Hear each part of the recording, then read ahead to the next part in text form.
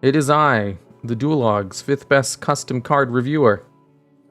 Today, we are going to be looking at magic cards to see if they're good or not, from a Yu-Gi-Oh! Person's perspective. And I also have a professional MTGer. Would you call yourself a professional MTG player or just a professional fan of MTG? I wouldn't quite call myself a professional, but I am almost a judge. All I have to do to become a level 1 judge is pay to be able to get the certification, but I'm not doing that because there aren't events to judge right now. So I'm essentially a level 1 Magic the Gathering judge. Oh, like the distant coder, right? I would assume, but Actually, I don't know what kind of judge he is either. He's an online judge, I know that for sure. I don't know if he's an official one. All I know is he's a Yu-Gi-Oh! Content creator who does judging content. I'd assume you're in the similar vein, even if not exactly in the same credentials. yeah. Whatever the case, PumkinSwift shows up to pretty much all of these kinds of streams. He was in the Magic one. He offered his services, and I was like, hey, it would probably be a good idea if we were going to do another episode of Magic the Gathering, to have someone who actually knows what they're talking about so they can explain. Loud judge? Is he loud? No, I think your audio's fine. Okay. Chat, don't spoil the card. Oh, yeah. So, anyone new to this, what we're going to be doing is I'm going to be looking at some Magic cards, and I'm going to analyze them to see if they're good or not. Just giving a, I think this card's good, or I think it's bad. And then I'll look at chat, and I'll ask PumkinSwift to give his opinions on it. And I'll just ask him basic questions so I don't have to spend 5 minutes Googling what a keyword does. Okay, so, first off, we have Blood Moon. This is it costs 3 mana to use this, is that correct? Yes, 2 of any color and 1 red. Yeah, that's what I thought. I think I got that. Okay, so it's an enchantment. I remember that's like a continuous spell card. And its effect is non-basic lands are mountains. Heavy light flooded across the landscape, cloaking everything in deep crimson. This is a cool looking artwork. I like this. The one ruling thing I'll say is when it says are mountains, it's not in addition, it's instead of. So they're mountains instead of whatever they were. So this transforms all non-basics into mountains. Yeah, that's what I thought it was. So, all right. This one just says all non-basic lands are mountains. So my assumption was like Zombie World, where it just turns their type into this, but it's only for lands. I know Magic has a system where you need to pay specific types of land in order to bring out cards. So if this is essentially a floodgate, which converts them all into a different type, kind of like Zombie World. But it's way more effective of a floodgate, I'd assume, than Zombie World. Because land types matter a lot more than types of monsters. And since this is an always-on continuous spell, I'm going to assume that this card right here is a pretty good floodgate. Because you want your lands to be of the specific types that you played and not specifically mountains. So I'm going to go with that. This is a good card. Yeah, this card is really strong, and it's really important for the meta, because one of the things that we'll talk about later is you can actually make mana bases that are really flexible, and making decks that play 4 and 5 colors isn't actually that hard. So the fact that this card exists, that basically stops people that play lots of non-basic lands, kind of reins people into playing like decks with less colors. So this is kind of like a gatekeeper of the format to stop people from playing really degenerate strategies, and it's really important to keep the balance in that way. Oh, so it's like a 1 card which balances the whole format? Yeah, Magic does that a lot, actually. Oh, that's terrible. That's Max C. It's literally what Max C exists for. No, but then again, Nibiru does that too, and it's not that bad. Yeah, does Dark Ruler no more. And the thing is you can just play around Blood Moon. One thing we'll talk about later is there are ways to just find basics instead of non-basics, and so it's not that bad, but it's really important, I would say. Yeah, because it seems like a lot of cards have like this colorless payment system. So you'd still be able to pay the 2 cost even under a blood moon, right? Yeah. Like, Even because if you that can didn't be have red, whatever it this can be is. whatever. Wait, what is this one? That color. That's red. Is that a mountain? Yes, mountains make red. So white, white is produced by plains, blue is produced by islands, swamps produce black, mountains produce red, forests produce green. There's a lot of busted non-basic lands. There's, I don't know. That sounds like the color, like the rainbow energy from Pokemon, probably. Either way, let's go into the next one. It's worse than that, but yeah. Worse? I probably need to see some examples of that. Okay, so next up we have Brainstorm. This one cost 1 water land to use. Or is that, I think that's just called blue, right? It's just blue, yeah. Okay, well, that's easy to remember if they're all just called literally the color they are. So it's an instant, which means spell speed 2, draw 3 cards, then put 2 cards from your hand on top of your library in any order. So 1 mana, draw 3, put 2 back from your hand. So this is essentially card neutral and advantage. So like Graceful Charity, except the cards don't go to the graveyard, they go back to the top of your deck. However, you get to stack the top of your deck. And it costs 1 mana, which is a bigger deal. In Yu-Gi-Oh, this card would be good.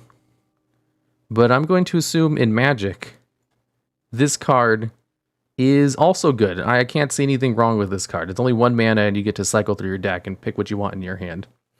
Yeah, this is probably a good card. What do you say? This card is like insane. It's almost too good. Like, so Magic has multiple formats. This is banned in Modern, in Legal, and Legacy, and the fact that it's Legal and Legacy is format warping because it lets you find the cards you want so easily. Like, the thing is, you can also shuffle your deck pretty easily. So let's say you have this and 2 bad cards in your hand, right? You can cast Brainstorm, draw 3, put the 2 bad cards back, shuffle, and you just transform your entire hand from bad cards into good cards, right? Yeah. Or, like, we also have like confiscation type effects that are really common in the game. Like, targeted discard is really common, and so if someone tries to, yeah, well, because you have to pay mana for it, so it's balanced. So if someone tries to do that, that's not balanced. That's so good. It's good, but it's fair. Like, yeah, I don't know about that, but if someone tries to do something like that, you can cast your Brainstorm, draws your cards, put the important cards on top of your deck, and they can't get rid of them because they're on top of your deck, and you're just gonna draw them next turn. And so it's like because it's a hand trap effect, basically. Yeah, basically, this is like extremely format warping and extremely good. It's as good as it looks, basically. Oh, well, that's great. Because I remember, like, when I was doing the Pokemon stream, I was like, okay, so this card draws 3 cards. It's super good. And everyone was like, no, that's bad. It's terrible. As a Magic player, going to Pokemon was, like, pretty insane. It's like, it's wild how much you can just draw cards and search for whatever you want in that game. It's very different. Yeah, I'm glad to see Magic has kind of the same power scale draw as Yu-Gi-Oh, where this effect is still good, even over there. Okay. So, next card, we have the Man-Gorger Hydra. Mana Gorger. Or Mana Gorger. I knew that didn't sound right. Okay, so it costs 1 green, 2 colorless, creature Hydra. It has trample, which is piercing damage, I believe. Whenever a player casts a spell, put a +1/+1 counter on Mana Gorger Hydra. It's a 1/1 for 3 mana. It has piercing damage, and it gains a counter. Okay, so spells, pretty much everything is a spell in Magic, from what I remember correctly, except for lands. Yeah, so everything that isn't a land is a spell. Yeah, so if your opponent just uses any card, it's going to gain +1/+1. And when you do. Oh, whenever a player... Okay, so it's not just your opponent, it's you. Oh, so this is a combo tool. So you throw this down, and then you start casting all of your combos, and you get this thing up to huge values, and then it just tramples over whatever your opponent might have when it attacks on your next turn because of summoning sickness. Destruction effects, from what I remember, are not very common in Magic. They're Because very common. they are? Yes, most decks play creature destruction. Okay, well, never mind then. Let's see. This one seems like it costs too much mana, and it's too small when it hits the board. It seems like if it's left unchecked, it might become a problem, but big beat sticks generally aren't super good in card games. They sound better than they really are, like new player traps. So I'm going to assume that this card right here is like a casual card. It's like Power of the Guardians. It's not that great. Is that correct? Yeah, as like I play this card a lot in my more casual like fun decks because it's one of my favorite cards. Like if I made a top 10 favorite cards, this would be on it. It's just, really? Yeah, I just like it a lot, but it's not very good. It's very easy to remove. Like creatures dying to removal isn't the best argument against them, but this dies to all the removal, and it like if they have any answer that it's going to work on this. It takes a while to actually get rolling. Like you can play a creature that's much bigger up front, and that's going to like if you just want to deal damage to your opponent, there are cards that do that better than this. And if you want like some sort of combo piece, there are cards that are better than this is at that too. So it just doesn't really serve a purpose. Yeah, chat's saying like big beat sticks aren't good in Magic. They can be okay, but it's best at best it's bait. Oh, I see. You get blown out too easy. Hydra, Tribal, Commander decks. Okay. So, so far I'm like 3 on 3. I haven't gotten any of these wrong. Next up, we have Colossal Hammer. This one costs 81 mana to activate. It's artifact equipment, which I remember is you pay the cost to put this on the field, then you pay a separate cost in order to equip it to a creature. That's correct. Okay. One second, I'll just turn down my music. Okay, so equipped creature gets +10/+10 and loses flying. Equip cost 8 mana. 8. Attached to target creature you control, equip only as a sorcery. There's only one way to be sure it's really dead. So, it's an equip card, which grants one creature +10/+10. Can you equip as spell speed 2? Or, I mean, no, like an but I instant? do want to quickly say that there are other cards that can attach to things without you having to pay that 8 mana, and that context is really important for being able to analyze this card at all. Like, you can get around it, but you have to use a second card to do so. Okay, so on surface level, if you have to pay 8 mana to attach this sounds terrible, even if they get a huge amount of attack. Unless you could attach this as like a spell speed 2 effect in order to just like swing for some crazy damage. But I don't think that doesn't really work in Magic because of how their combat system works. So I guess even if you can attach this by cheating out the mana cost, you'd have to cheat it out very cheaply. Because paying a whole bunch of mana, I mean, a 10/+10/+10 is really good though. Okay, this one's kind of difficult. I'm ignoring chat because I know they'll give me spoilers. So it's 2 cards to cheat it out, assuming the other one only costs 1 mana too. And you put on one creature, maybe like a big bombastic creature who can't be targeted by card effects. That seems like it'd be good if you can cheat this on something, because that's a lot of extra attack. However, usually attack buffs aren't super good. But maybe there's some like super strong, I don't know. I remember last time there was some really strong singular monsters, but they don't really need a +10/+10. I'm gonna go with this is pretty average, maybe on the bad side, because I can't. Because it's just an equip card. Equip cards usually suck. It's probably terrible even.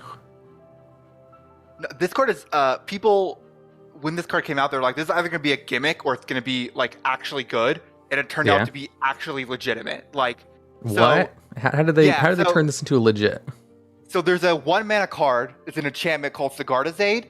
And what it says is you can cast equipment spells and aura spells as though they had flash, which means at spell speed 2. And when equipment enter the battlefield, you attach them to target creature. So what you can do is you can play like a 0 mana creature on turn 1, which exists, but they're generally not very good unless you're doing something special with them. Yeah. Play Sigarda's Aid with your 1 mana. Turn 2, you can attack your opponent. you wait for attackers to be declared, and there are like flying 0-mana creatures, right? So Yeah. they have to have something that can block flying on turn 2, essentially. So you declare attackers, both players get priority. Then you go to blockers. They get to declare blockers. If they don't have something that can block flying, they can't block this.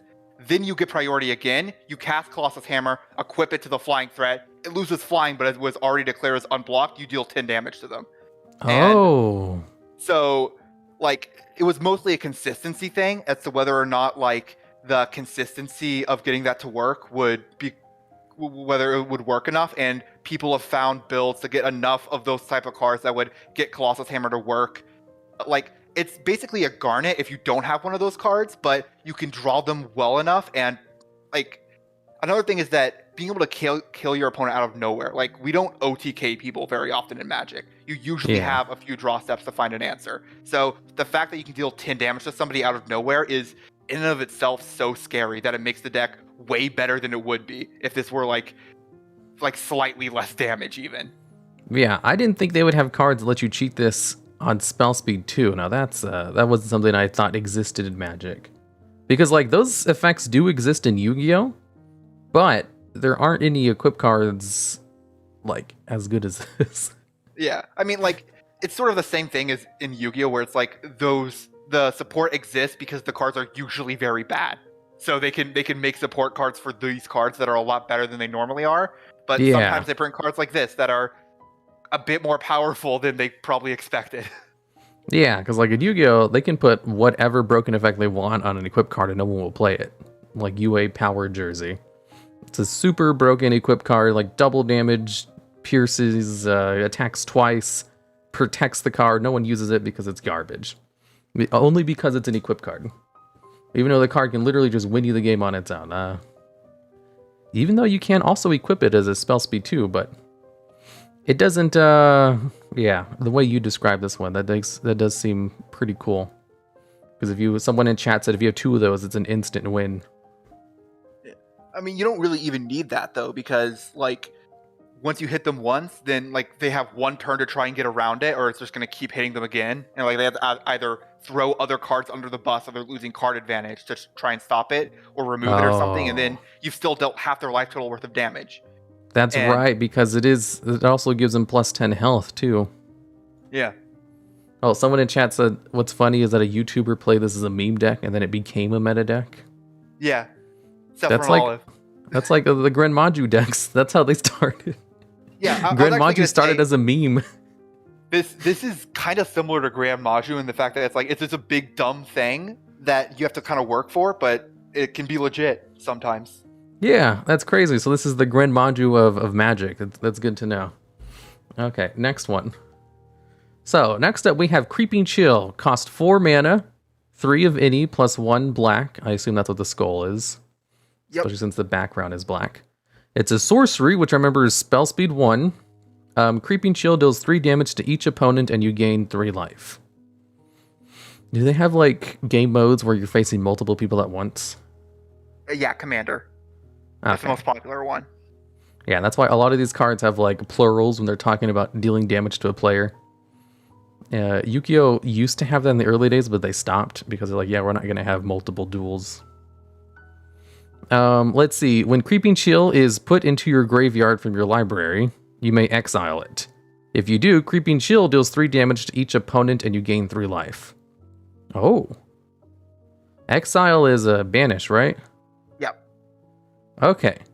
So you can activate this card for 4 mana in order to deal 3 damage to your opponent and then gain 3 life. 3 damage for 4 mana sounds terrible. However, it also does the same exact effect if it's milled. But it gets exiled later. It's actual graveyard effect, huh? Well, a mill effect. It's like a Lightsworn Wolf, where its effect activates when it's sent from the deck to the graveyard. This one deals burn damage. 3 damage. It still doesn't seem like very much. It seems like if you have 4 cards in your deck and you do this 4 times, that's like, what, 12 damage, half their life? That seems pretty good. A mill effect, which can do half your opponent's damage if you get all 4 of them. And you do it for free, basically. This seems pretty good. Like in Yu-Gi-Oh terms, this would be equivalent to what is it? 3's 1.5. What's 1.5 out of what's 15% of 8,000? That's essentially what this is. 15%. I think that's, let's see, 800 is 10% plus 400. So it's 1,200 life point damage when put into Yu-Gi-Oh terms. And if we times that by 4, 4,800.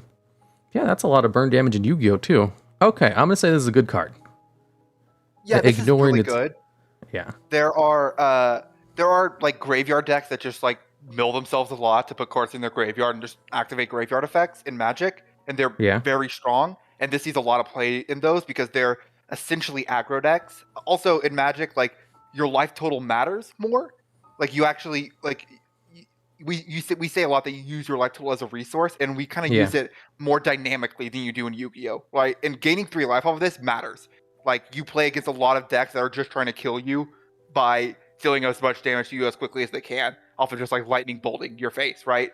And gaining 3 life. Gain life. Does, that does a lot. Like I played a deck with this against one of my friends a lot, and he was playing like one of those aggro decks, and it felt like cheating every time I got this effect. It's like, I guess I just start with 32 life instead of 20 because I have these in my deck.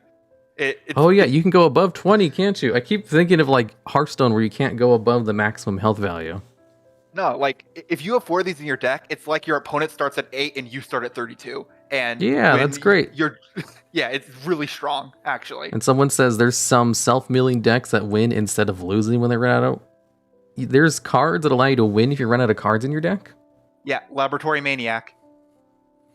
What? So the whole point of that deck is just to mill everything in your deck and then just win? They don't... Yeah, basically, there are cards that, like... There's, like, this one card called the Leveler. It's like a 5-mana 10/10, and when it comes in, you just exile your whole library. Like, and so you can just play that, play Labman, and then draw a card, and you just win. Oh my god, that sounds crazy. Yeah. It's expensive, so it's not... That version of the combo isn't actually that powerful, but there are ways to do things like that.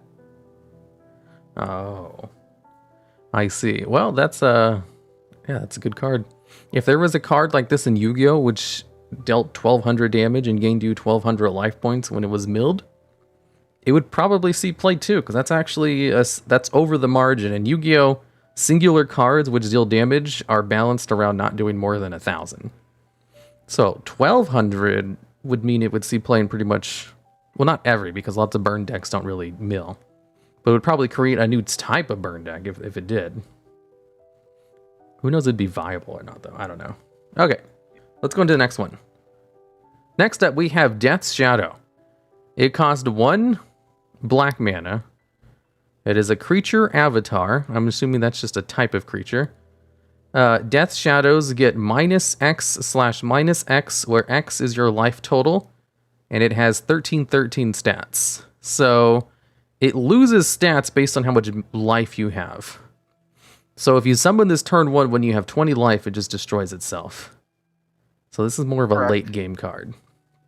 However, if you only have 1 life left, then you get a 1 mana 12/12. This seems gimmicky.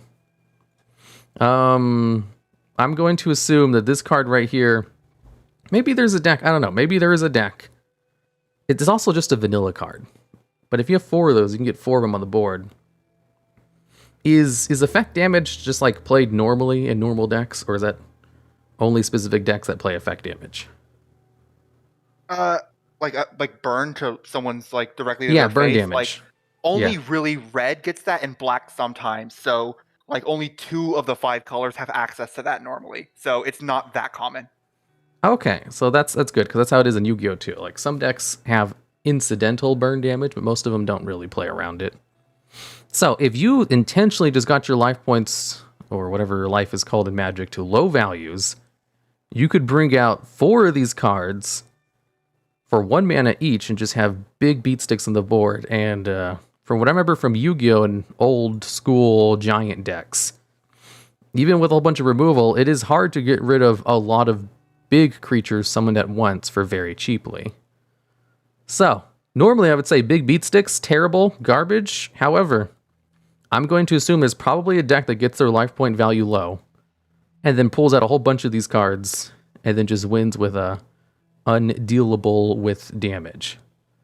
So I'm going to say this card is probably good. Yeah, in both Modern and Legacy, Death Shadow is like a meta deck that sees play. Like, got it. You can deal damage to yourself pretty aggressively if you want, and you can control your life total pretty easily if you want to. Normally, people try and like situate their life total directly at 7 so that you can't die to 2 lightning bolts, and that makes this like a 1-mana 6/6, which is really big, and that kills your opponent very quickly. And like they have to have a insanely expensive creature to be able to beat that in combat.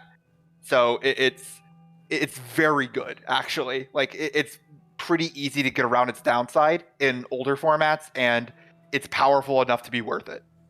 Oh, someone says you can get down to 12 life on turn 1. Was 12 life even that good? Because it sounds like 7 would be better, because yeah, the 6/6, getting a whole bunch of these out. Because like the Giants and Hearthstones were all 8/8s, and those were really hard to deal with if they were brought out cheaply. So yeah, I guess that would... People usually play this on like turn 2 at the earliest, in my experience. Oh, okay, yeah, I guess that you can't burn yourself that quickly when you have to pay a resource for every card you play. Let's see, I recently found your content, and as someone who only played Yu-Gi-Oh! 2010 DS game, I love learning more about the game. Love the content. I will say, Mathatron 5000, you're pretty much my target audience right there. People who aren't super into the game, maybe played it once in the past, or returning players. That's why a lot of people who are super into Yu-Gi-Oh! Don't like my videos very much. Because it's like, I already know all this stuff. Why are you explaining it like a baby?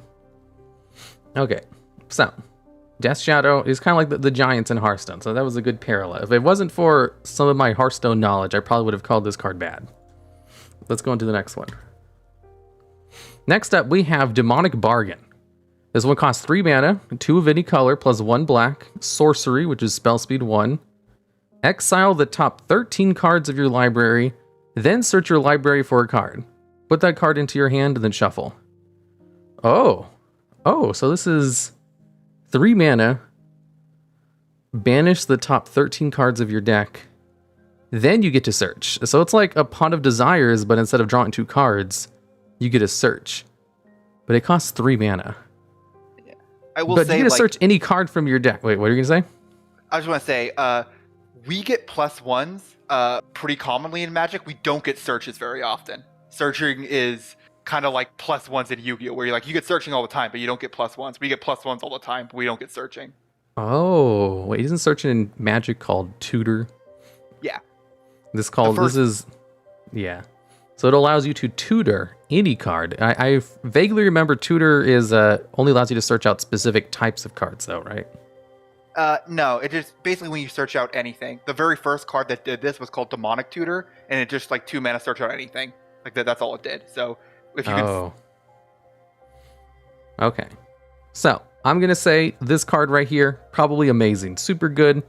Everybody plays it just like Pot of Desires, even though the exile part seems hefty. Hello, can I request 1 card? Akram, Angel of Wrath? Zamate? Maybe. We might go over some requests later at the end of it. Do you know the Akram, Angel of Wrath? Is that an interesting card? Maybe. I'll have to Google it real quick to see if... Yeah. See which one that is, because I don't remember it off of the name, but they might have just typed it or pronounced it weird. Oh, Chad is saying this card's bad. 3 mana for search is terrible. bad. Nobody plays this card. What? How is this card terrible? You can search anything. You said searching's good. Like, here's the thing. Like, you wouldn't be playing this unless you're playing a specific combo, right? Like, if you can just go +1 whenever you want, you'd rather, if you're playing a generic deck, you'd rather just go +1 most of the time. And if you're not, then you want very specific cards, and the risk of exiling those cards to its effect is too great to play this card. Like, there's no home for it. Like, you're better off either just drawing cards or playing like dinky cantrips that just like shuffle around the top couple cards of your library and try to draw what you want, rather than risk exiling all your combo pieces and being unable to find your combo when you need it. Yeah, but like that's the main thing with Pot of Desires too, when everybody plays it anyway because the draw is just so good. Yeah, if this was a Yu-Gi-Oh card, everybody would play it. Even if instead of like the cost was 3 mana and Yu-Gi-Oh equivalent would be like discarding 1 card from your hand, they'd still use it. I mean, like it's more consistent to just play like 1 and 2 mana like cantrips that look at the top couple of cards and let you draw and replace themselves, rather than play this tutor that has a massive chance of whiffing and it's also kind of slow. Paying 3 mana for this effect is still pretty steep. I see. I guess 13. What's the deck size limit in Magic? Is it 40 or 50 or 30? It's 60 and it's 4 copies per card. 60? So 13's not that big a deal. Well, I mean, I guess if it just doesn't really work because there's better cards that search and you don't really need to search one specific card. I mean, there are decks that want to search one specific card, but you can find that consistently enough by just casting cantrips, basically. Like, there's just better ways to do this, and the cost is not worth the risk. I see. Someone says, look up Doomsday. Love to see the thought process on that one. Doomsday. I should, write these down. Doomsday would be interesting. Maybe at the end of stream. Yeah, I'll write down the one from Zombie too. Because we're going through these. It's so much faster to go through these when I have someone explaining things to me. Yeah, I noticed that in the Vanguard stream. Yeah. All right, next one. We have Fatal Push. This is probably based on a classic movie, 300.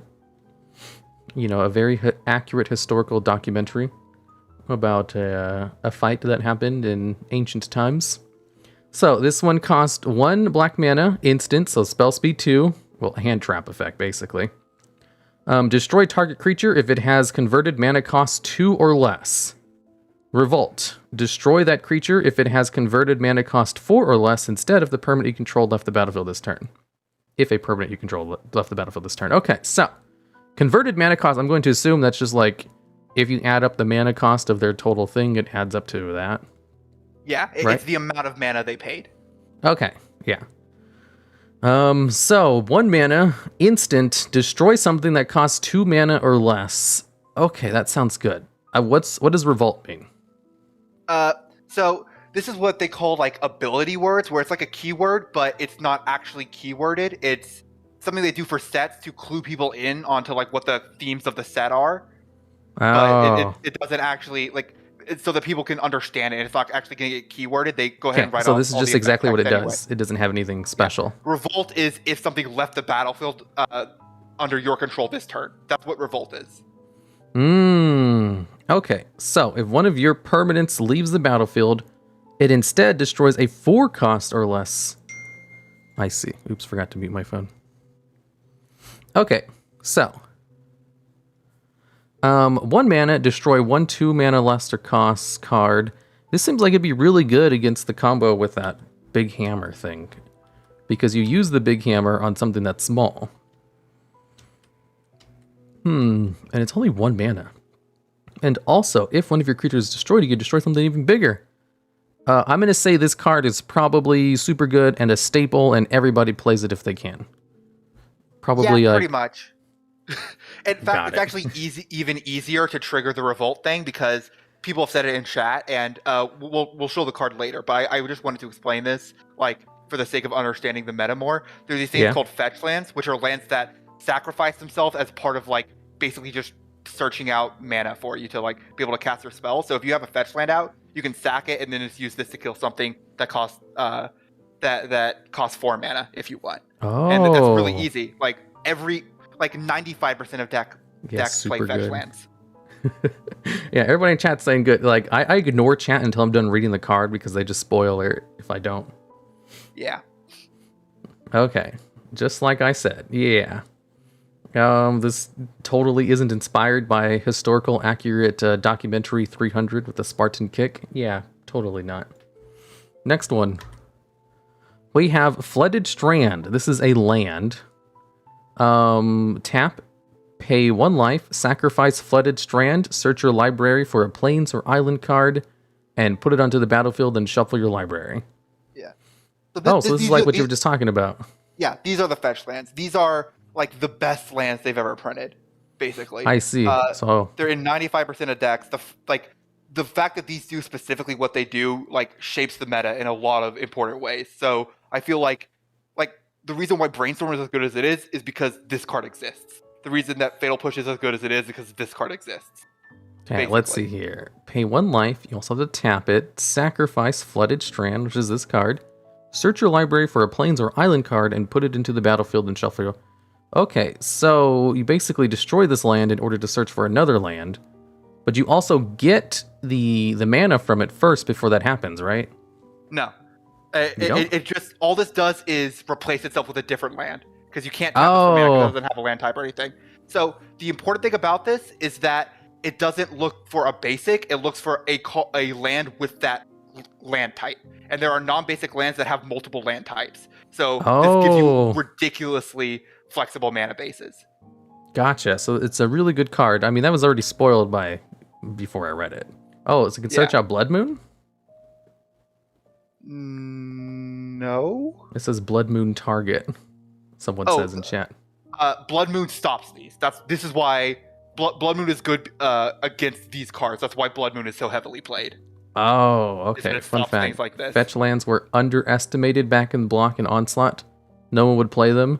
They were bulk rares until someone discovered shenanigans with them. Yeah. Really? Yeah. I think like once people figured out that like, oh, you can find like it's fetch lands plus fetchable duels is the thing that makes them like really good at making your mana base super consistent. And like once that was figured out, and especially once people figured out, like, oh wait, there are like tons of synergies with like other random cards, like they got way better. Yeah, this sounds great. Yeah. How did it take people that long to figure out that this is good? I'd have to look back. It might have just been that the card pool wasn't there to support it at the time. Like, well, it's kind of like, someone mentioned it in chat, like Solemn. Back in the day, like during GOAT format, I believe, or even before then, Solemn Judgment was released and nobody played it. And nowadays, it's widely regarded as like one of the best trap cards ever made. And whenever people play legacy formats, they include as many copies as they can in their deck, even though nobody played it at the time. Because no one just understood what good being able to negate one of anything was. Because people didn't play it because they had to pay half your life points to do it.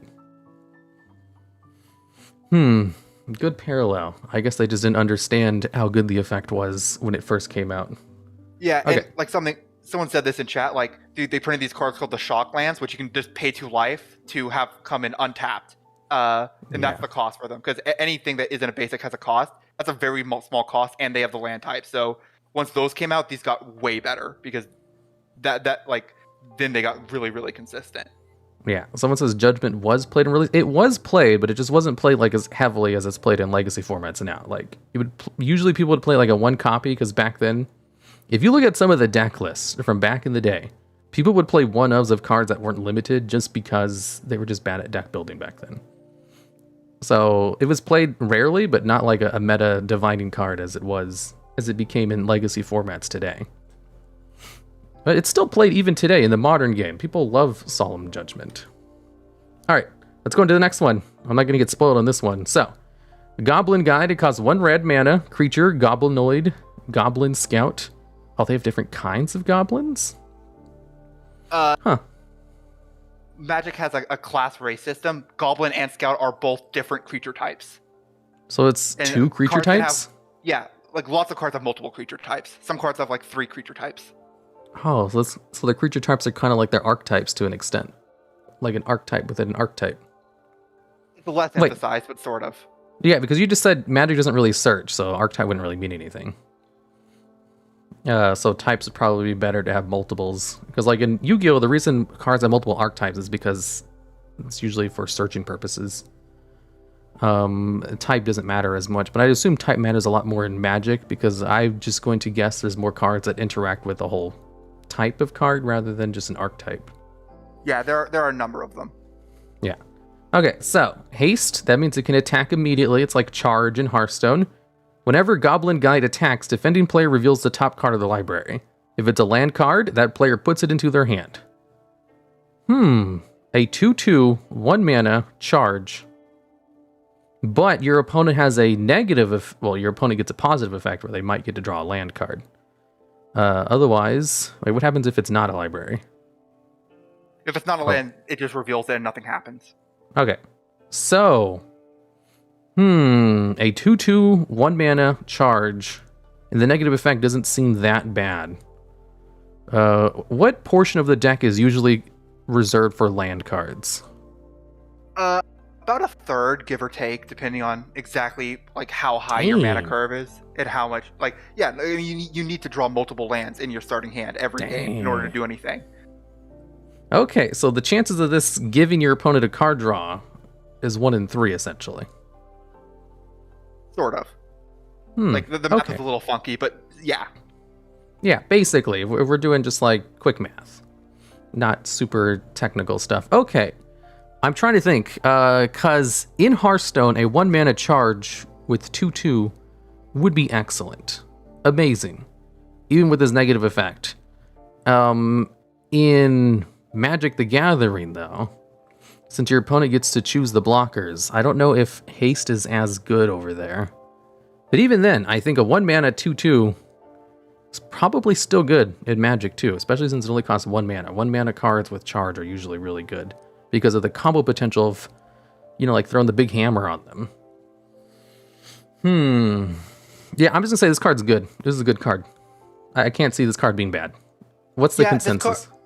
This card sees all. I'm not sure if it still sees play because the meta has been shaken up pretty recently, but for years it saw very consistent play in like red aggro decks that were just trying to kill your opponent really quickly. Burn decks played this all the time. This was an auto 4-up in those decks. Oh, okay. This card is very good. Yeah, I can't see this card being bad. Yeah, I mean, it does so much damage so quickly. Yeah, let's see. A third of the deck, then 75% of maximum amount of mana. Land is the maximum mass card you can afford. A third of the deck? Huh. Oh, someone said Emerald Sky, the Rune card, is a card I'd really like to see your opinion on. Okay, Keepy. Especially because Keepy, he or she messages a lot. Okay. I got that one set for the end. Let's see. It is 4 of a burn, but not more decks. If you haven't looked at it yet, Chains of Mephistopheles. I looked at that last time. That one was confusing as hell. Oh, yeah. I was watching that and I was like just shaking my hands like, why this card? That one was sent in by another Yu-Gi-Oh! YouTuber, MBT. And I'm pretty sure he sent it in specifically because of how hard it is to read. Yeah. Okay, let's go into the next one. Next one, we have Golgari Grave Troll. This one costs 5 mana, 4 of any color, plus 1 green, or is that called land? It's green. Okay, green, okay. Creature, Troll Skeleton, so I'm assuming this one is of 2 tribes, right? Yeah. If there's spaces between them, those are 2 different creature types. It's either a block or it's hyphenated, basically. Okay. Oh, I just noticed he has 0/0. Oh, that sounds terrible. Golgari Grave Troll enters the battlefield with +1/+1 counter on it for each creature card in your graveyard. 1 mana. Remove a +1/+1 counter from this card. Regenerate Golgari Grave Troll. Wait, what does regenerate mean? Regenerate, the exact wording of it is weird, but basically the next time it would be destroyed this turn, it isn't. Oh. Okay. Yeah, Yu-Gi-Oh! Has that too. Dredge 6. What does dredge mean?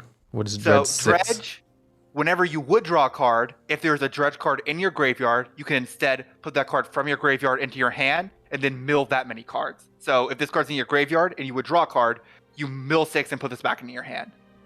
Oh, that seems really good. Okay, so let's see. It enters the battlefield, +1/+1 counter for each card in your graveyard. It has a milling effect, and it synergizes with mill.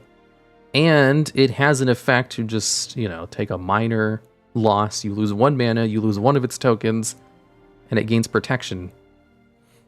Is it forever? Do they just gain this effect until it triggers? for the rest of the turn. Okay, so just until the end of the turn. Well, that's not as good because your opponent can just chain destruction to that. No, it's still a good effect. Even if your opponent, just because something can be countered, doesn't mean it's bad. You have to look at the effect on a whole. Okay, so 5 mana is kind of steep though. Ugh. This seems like a late game card. Late game cards usually aren't very good, but milling 6 to add it back to your hand? Man, I don't actually know. I'm thinking, so let's see, if its effect is to dredge 6, I'm going to assume it's played in a deck that mills a lot.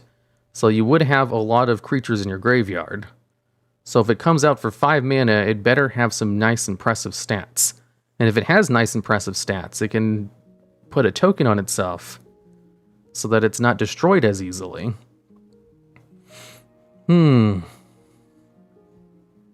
This seems decent. I'm going to say this is probably a good card. What's the consensus on it? This is Magic the Gathering back Rassless screener. Like, it's that good. This is banned in Modern. What?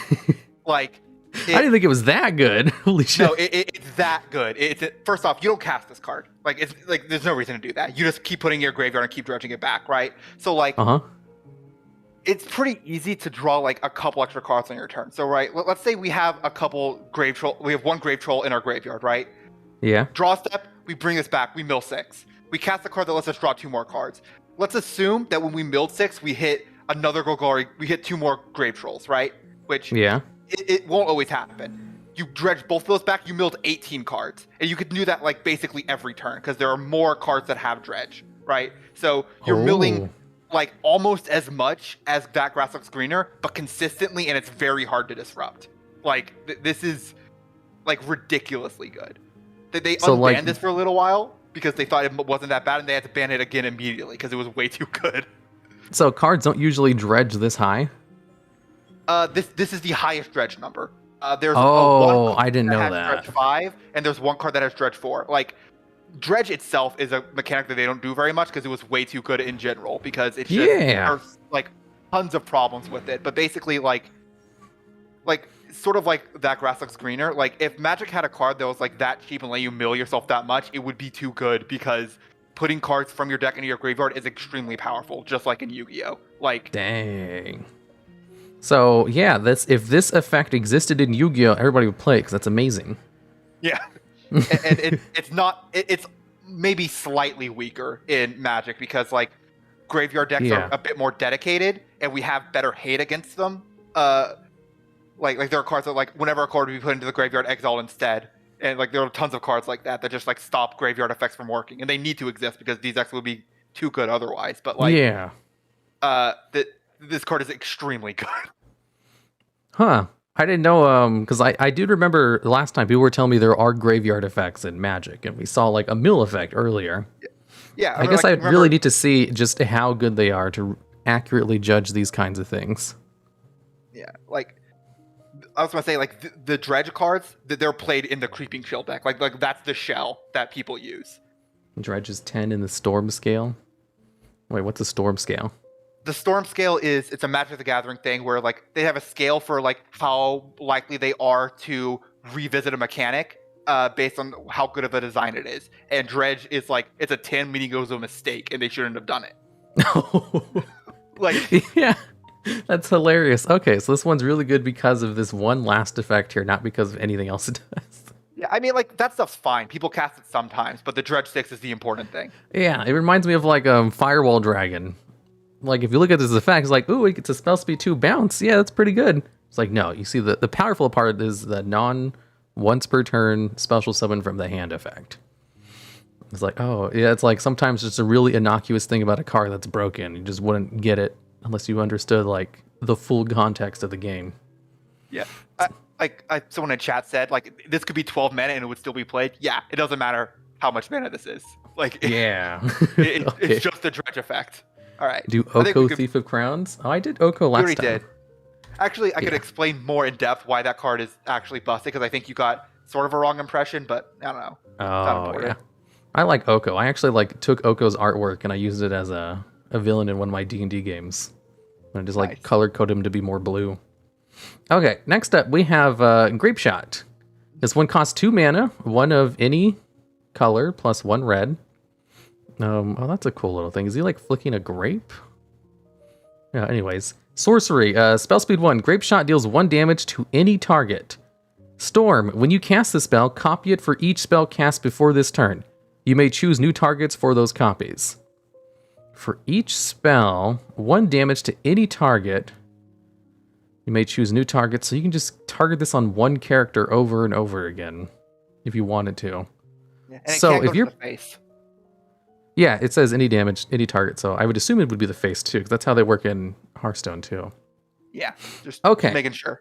So, Storm, it copies the effect over and over again, and it's only 2 mana. If you use this without Storm, then it's garbage. But if you are able to do it a couple of times, so I would assume this is kind of like a Van Cleef deck in Hearthstone, where you're just playing a whole bunch of really cheap cards over and over in order to just get this card out and do a whole bunch of damage.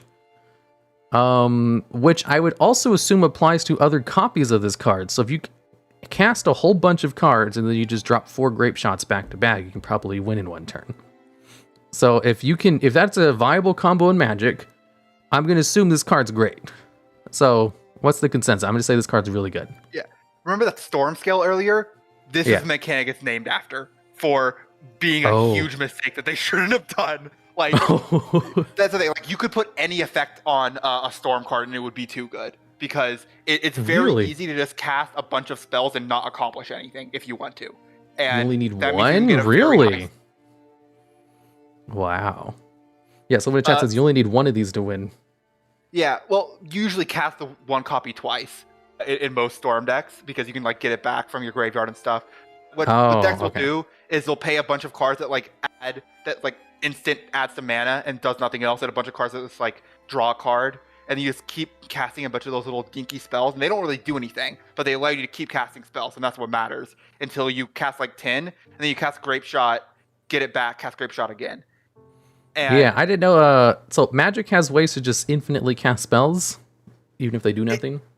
It's difficult, but it's not difficult enough to stop this from being really good. Oh, okay.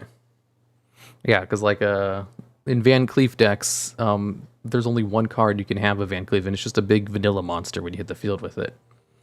So I would assume being able to deal damage for the same kind of combo potential is pretty good. And apparently, from what you're saying, it's even easier to do that in Magic than it is in Hearthstone. Storm is the solitaire deck. Hearthstone to say that. Yeah. Oh, so it's like an Exodia deck. You're just playing against yourself. Okay. Well, that's, yeah, this one seems strong. I didn't know it was that strong, though. Huh. Next up, we have Gristlebrand. This one cost 8 mana. 4. Why do they just have like a 4 with 4 skulls? It's whatever. Wait, do they have that, or is this like an old card? Or is this... No, 2017. This is how they format cards. Do they have some cards that just have like a whole bunch of things going all the way to their name? Yeah, there's the Progenitus, which has 10 mana symbols on it. Whoa, holy crap.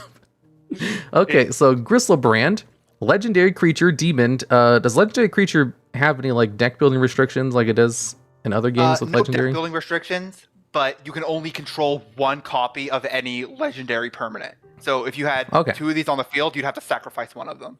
Okay, yeah, so it's just it's an on-field thing instead of a deck building one. Because like in Rush Duels and in Hearthstone, you can only have 1 legendary. Types of restrictions. In Rush Duels, you can only have 1 legendary card, period. And in Hearthstone, you can only have 1 copy of a legendary card. So, let's see. Flying Lifelink. What's Lifelink? When it deals damage, you gain that much life. Oh, okay, so yeah, Lifesteal. Mm-hmm. That's what it's called in Hearthstone. So pay 7 life, draw 7 cards. Holy hell. That doesn't cost mana. Nope. So he's 8 mana. You just pay 7 life, draw 7 cards. Having to emerge from the broken he vault, but her freedom came at a price. Him. 7/7, 8 mana, draw 7 cards, flying, gains the life back if he attacks, basically. Pay 7 life, draw 7. That's so good. This is broken.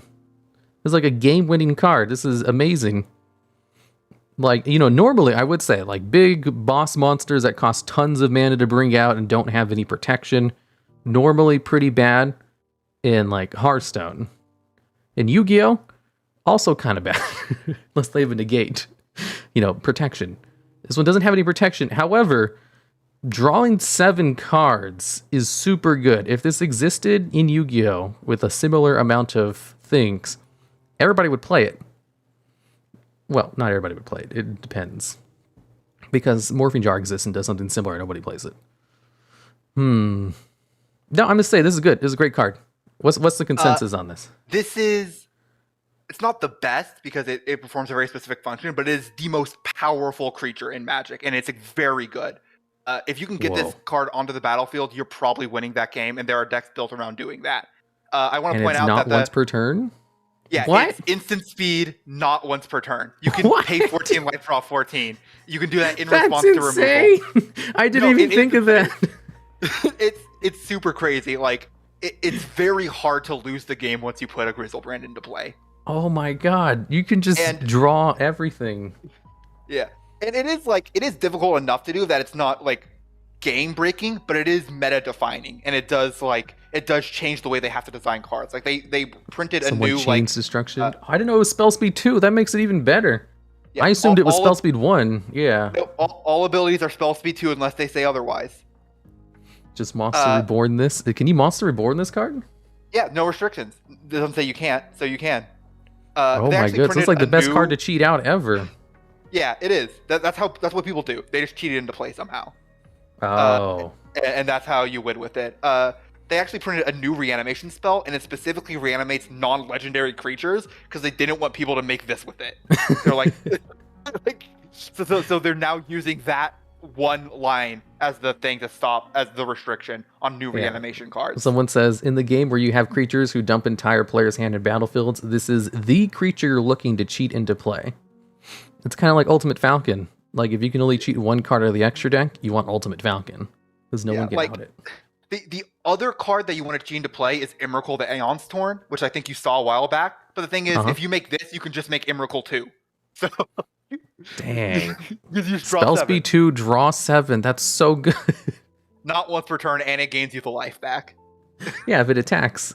Okay, wow. So I'm glad I thought for sure you're gonna be like, man, this card is garbage. No one plays this because it costs too much. I was like, no, it's draw 7.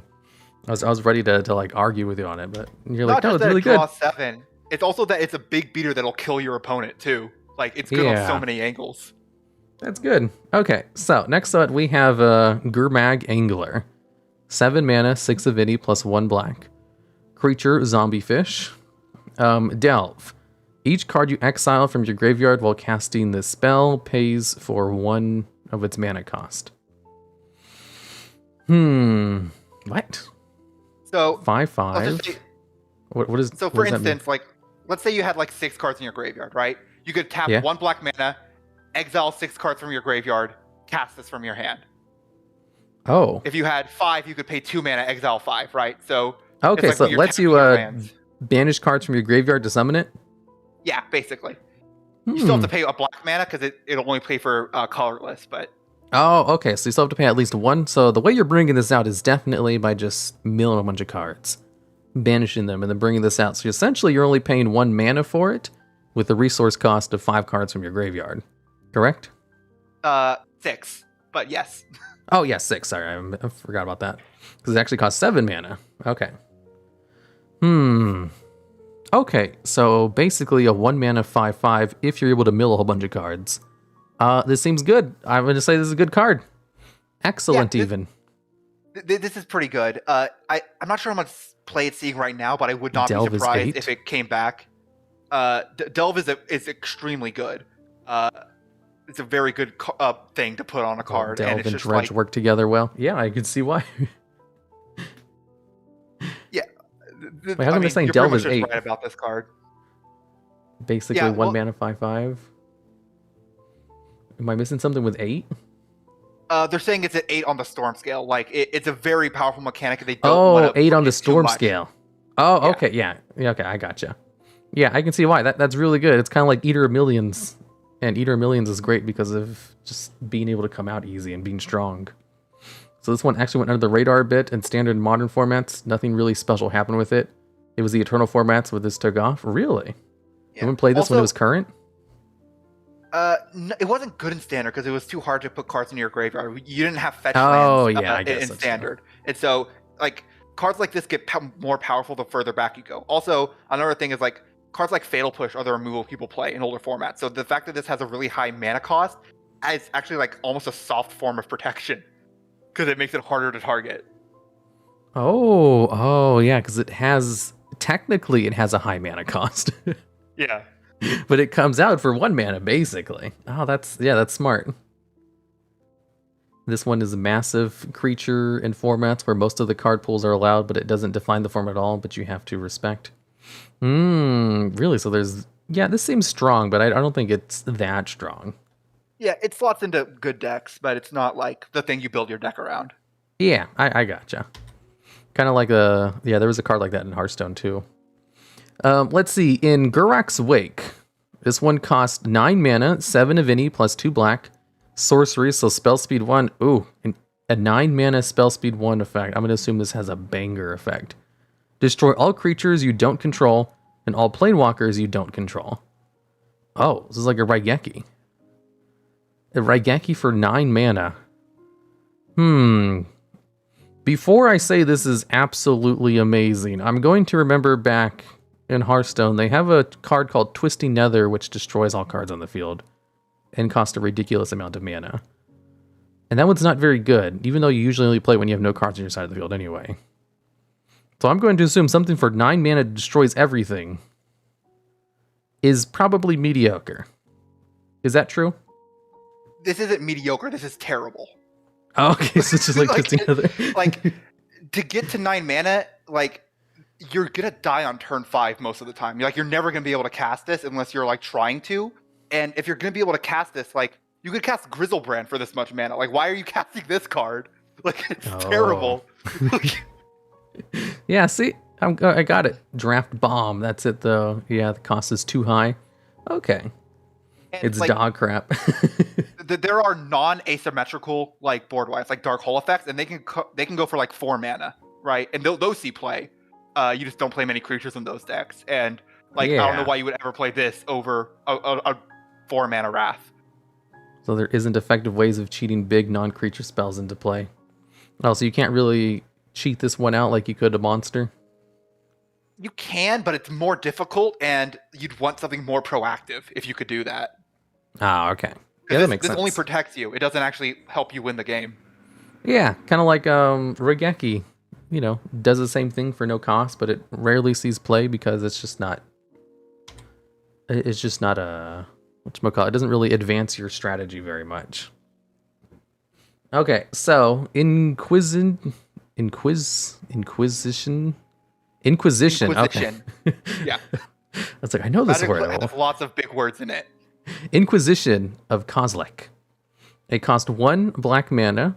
Sorcery, so spell speed 1. Target player reveals his or her hand. You choose a non-land card from it with converted mana cost 3 or less. That player discards it. Okay. So, target players, that means you can target this on your opponent. Choose a non-land card which costs 3 or less mana and then discard it for 1 black mana. Okay, this is really good. This is an excellent card. Probably broken even. What's the consensus on this?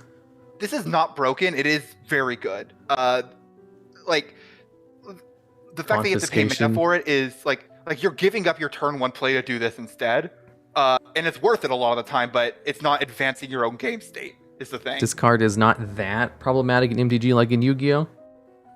Yeah, it's not problematic. Really? It's just strong, and it actually makes the game better. Honestly, it's so good. What mana discard? You can only play one of them. It is good, but it's fair. Like, this is a very fair effect, and it is strong. So you're not. It's wrong. like I don't know. I mean, Neospacing Aqua Dolphin saw play, and it's worse than this. Aqua Dolphin is like a really terrible 500 attack monster where you have to discard 1 card from your hand, and maybe you get to destroy a card in your opponent's hand if you if it has an attack less than a monster you control, and it only has 500 attack. And the reason it saw play is because it can be cheated out of the deck, and you were using it to get rid of hand traps that usually have 0 attack. And it was really good. And it used to be a joke of a card, because before it was being able to be searched out, and before it worked perfectly in Go-Key strategies. Any deck in Yu-Gi-Oh! Would love this card. Yeah. Well, I mean, the fact that, like in Magic this has a cost, and in Yu-Gi-Oh! It doesn't. And that matters so much. No, like, if Aqua this was Dolphin zero had a mana, cost. it would be insane. Aqua Dolphin had a discard cost. Discards are like, the most equivalent you can get to a mana cost, because card economy in your hand is just so much more important. And everybody was playing Aqua Dolphin. Everybody was using it too. Yeah. It was super good. People were even thinking it might get banned. Okay. Man, it's crazy to see just how in other card games, a strong effect like ripping one choice card from your opponent's hand is just not that big a deal. Because it's such a big deal in Yu-Gi-Oh! I don't When wanna ones are undersell rarely this. super strong in MTG, you really want cards to be 2-1 or better. I mean, that's the same thing in Yu-Gi-Oh! Too, except when it comes to the hand. A choice discard from your opponent's hand is like game winning. Well, it's funny because there's actually a better version of this that lets you take anything that isn't a land. It's with no restrictions at all, and you just have to lose 2 life. That's, Yeah. that would be really good too. And it is really good, but it's fair, and it doesn't break anything. Fair. Like- I can't see how that's fair. Okay, we'll I don't go know, on to the next one. the gamers are just very different. Yeah, they're like, oh, it's a great card. Let's not downplay it. Yeah. It's probably amazing. Because they're probably just used to those kinds of effects, so it doesn't seem so good. Okay, next one we have Lava Spike. 1 red mana, sorcery, arcane. Wait, there's types of sorcery cards? It was like for 1 set. It's weird. Just ignore it. It doesn't matter. Okay. Lava Spike deals 3 damage to a target player or planeswalker. Oh, so it's only damage to the face. Oh, yeah. Lava Spike. Planeswalker, that's like a specific type of card which counts as a player, right? Basically. I see. For 1 mana, 3 damage to the face. That doesn't seem very good. Like, if you have a card which deals damage, you want it to be able to be versatile. So, like in Hearthstone, if a card is specific to only creatures or only to the face, usually they're just not as good as one that can target either or. And I'm going to assume the same case is also in Magic. You're using 1 card from your hand plus a mana to only deal 3 damage to the face. 3 damage is equivalent to 1,200 life points, which is fine in Yu-Gi-Oh! Too, but you wouldn't really play a card just because it does that without some kind of combo. So unless there's some combo that can make use of this amazing, I'm going to say this is a pretty average card, so probably not very good. This card is very good in burn decks and bad in everything else. They're like Yeah. a legitimate strategy in Magic is just playing as many of these cards as you can as quickly as possible and killing your opponent. And that's a top tier strategy. Like burn is good, but Really? Like chain? you have to have to have a critical mass of these effects for it to be any good, because like if you're doing this like as a one-off thing, it doesn't do anything. But if you play enough of them that it kills your opponent, like that's all that matters, right? The combo with 7 cards that do 3 damage each? How do you live for that long? It only takes like 3 turns. Like burn decks kill you on turn 3. 3 turns? Three, Well, three- that's three how to long it 4, takes. depending on. Yeah, that's how long it takes in Yu-Gi-Oh! 2 for a burn deck to win. I mean, However, 4 is like the average turn that a Magic game ends in, like Legacy and stuff. I would say. oh, you know what? The So- reason burn decks aren't super viable is because, they can kill you in 3 turns, but they have to dedicate cards to surviving those turns because it's so easy to put enough damage to win in 1 turn. But in Yeah, Magic, yeah. it's not. Yeah, no, you can't do that. You can't just OTK your opponent. So like your entire deck is just lava spikes and lightning bolts and more cards that do this. And like Goblin Guide, for instance, it's just cards that kill your opponent. Okay, yeah, so burn decks are just more viable. Is this like one of the better burn cards, or is there ones who have like a better mana to damage ratio? 1 mana for 3 damage to the opponent is the best damage ratio in the game. The second best is 2 mana for 4 damage. But you don't get close to anything else. Yeah, because like in Hearthstone, they have a 2 mana 5 damage to the face card too, and that's like the highest. And they also have a 1 mana 3 damage to the face, which is the highest for 1 mana. So exactly like Lava Spike, and their 2 mana one is even better, and no one really plays those cards because they're not very good. But that's only because there aren't a lot of burn cards. Like, those are the only 2 burn cards, basically. I'm going to assume there's more cards than Lava Spike, which also deal burn damage. Oh yeah, there's a ton. Like, burn damage is very common. We get this in like every set. They're not always good, but like every set has like either ones that can target the face or can target only creatures, or the face and creatures. Yeah, because like in Yu-Gi-Oh, they hate burn damage. Like they don't let burn card. They rarely ever print burn cards. They still have chain burn limited to 1 because they don't want people to play burn decks. Well, I mean, I guess they don't hate it since they let Mystic Mind be at 3 copies. Anyways, let's go over. There's a 1 mana 4 damage in Hearthstone. Oh, well, I guess I was wrong. Next one. We have Overflowing Insight. 4 mana plus 3 waters, 3 blue, excuse me. So 7 mana, sorcery, spell speed 1. Ooh, 7 mana, sorcery card. This is going to have a banger effect. Target player draws 7 cards. That is a banger effect, actually. 7 mana for 7 cards. Now, we have to acknowledge the fact that this is obviously just worse than Grizzlebrand, but it can still be good even if there are better cards. Like, yeah, it is. Well, it's 1 mana cheaper, but you don't get a huge bombastic monster on the field. This seems like it's just asking to get counterspelled. Like, counterspells are common in Magic, right? Only Negates? blue gets them, but like if you're playing blue, it's because you want to play counterspells. Like, they're very good, but they're not super common. In like competitive Magic, they're fairly common. I feel like every other deck you play against is going to have them. Well, just because Maybe a card more. can be counterspelled doesn't mean it's bad either. Because, technically Grasslick Screener can be negated by anything. And it's still like one of the best cards in the game. Let's see, 7 mana for 7 cards, though. That's a 1 mana conversion each. And you said getting this high mana isn't very good. Normally, I would say, man, draw 7 cards is so good, but it's only 1 time.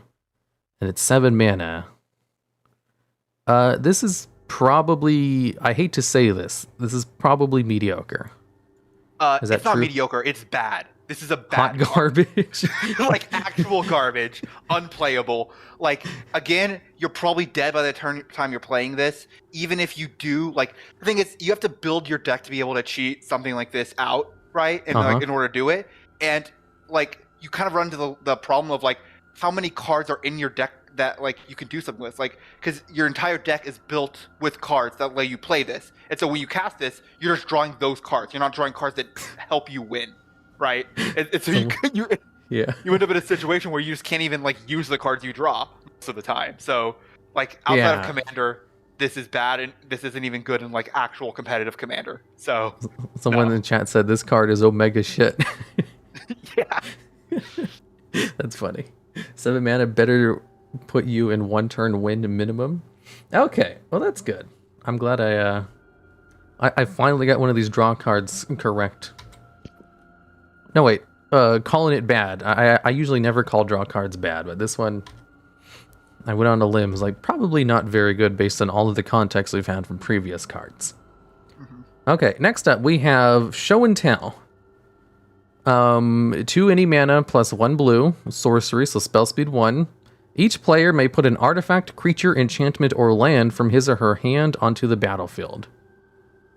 Can this cheat out the big legendary creature? Grizzlebrand? Yeah. Nothing says it can't. It's a creature. So 3 mana, you can cheat out your big dude from your hand? Your opponent gets to do something too, though. That's the downside. Yeah, what are the chances they're playing a big creature too? Or an artifact, a creature, enchantment, or land from their hand. Generally, with this kind of effect, the fact that your opponent gets the effect too doesn't really matter because you're probably building your deck around having a better effect than them anyway. And the chances that they have something that is going to be bombastic too is pretty low. Unless you know your opponent's playing like a similar type of deck. So I'm going to say this card's really good. Because of that one legendary creature we went over earlier as an excellent target. What's the consensus on this? Yeah, this card's good. There are decks built around it in Legacy. Interestingly, it wasn't Called good it. for a very long time because there wasn't anything worth cheating into play. But then Grizzlebrand and Emrakul came out, and now those decks are good. Like, you need something like pretty game-winning to cheat in, and there just wasn't anything game-winning enough for a while. Yeah. But now there is, so. Yeah, kind of like when what is it? Metamorphosis finally got banned when Thousand Eyes Restrict was released. Because all it does is cheat monsters out of the extra deck. Or maybe I'm saying the name wrong. Anyways, I got it. You should look at silvers. What's silvers? Sliver, not Oh, silver. slivers. They're an archetype of creature that they all give each other abilities, basically. Oh, okay. It's like weather painters. Gotcha. Damn, the mana cost on this. Temporal Trespass. 8 mana plus 3 blue and mana for a grand total of 11 mana to cast. This is the highest mana cost so far. Sorcery. Spell speed 1. Okay, this effect's going to be ridiculous. Let's see. Delve. Each card you exile from your graveyard while casting the spell pays 1. Okay. So you can cast it for 3 blues, essentially, if you banish 8 cards from your graveyard. Okay, that's not so bad. Take an extra turn after this one. Exile Temporal Trespass. Okay, I'm not even going to look at this card further. It's amazing, excellent, probably banned. You agree, right? What's this? What's the consensus on it? Don't feel bad about this. Everyone else fell for it too. We all fell for it. It's not good. Everyone It's thought okay. It doesn't do what you think it's going to. Like, putting enough cards that you can actually cast it into your graveyard on time is hard, and so you have to be putting cards into your graveyard fast enough to be able to cast this, and building a board state such that taking an extra turn actually does something. Because, like, remember, if you tap out all your mana, that's all you did on this turn, right? Like, yeah, but you can cast it for 3 mana. 3 mana extra turn is so good. But if you're able to do that, it means you put 8 cards into your graveyard, which means that, like, all you've been doing the entire game is putting cards into your graveyard. Which, what if you just use that one Delve 6 card? Easy. It's too inconsistent. It just doesn't work. No, I mean not Delve 6, Dredge 6. Yeah, like, it didn't work. Like, you couldn't get this card in your hand and also do that, and there are just better things to do. Like, it's just, like, it looks like it should be insane, but it just, like the way I describe this is it can either be powerful or consistent, but it can't be both. Like, if you build your deck to do this consistently, you're not putting things into play such that taking an extra turn is good. And if you're putting things into play such that taking an extra turn is good, then you can't do this consistently.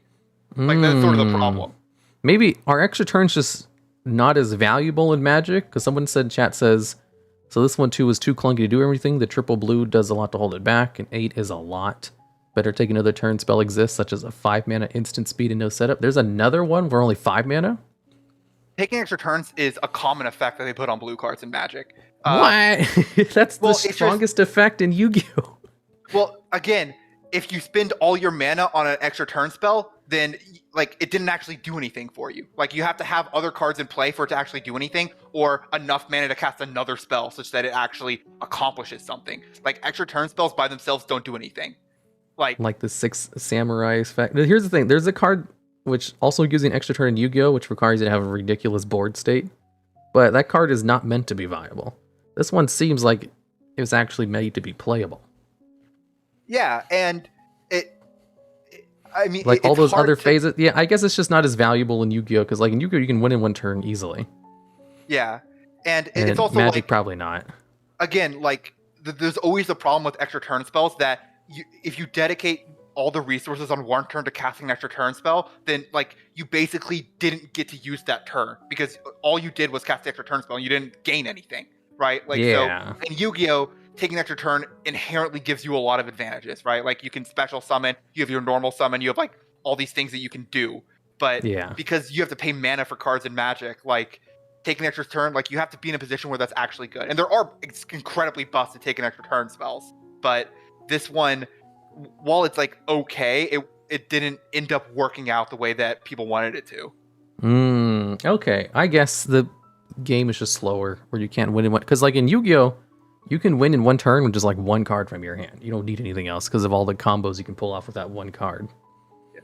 Something you can't really do that in Magic, I'm seeing.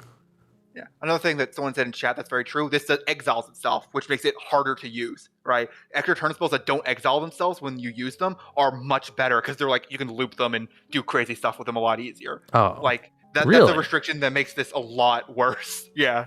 I just saw that as like a a necessary restriction because it bans itself. Okay, sure, you don't want to loop it, obviously, Yeah, it because it gives you an usually extra is. turn.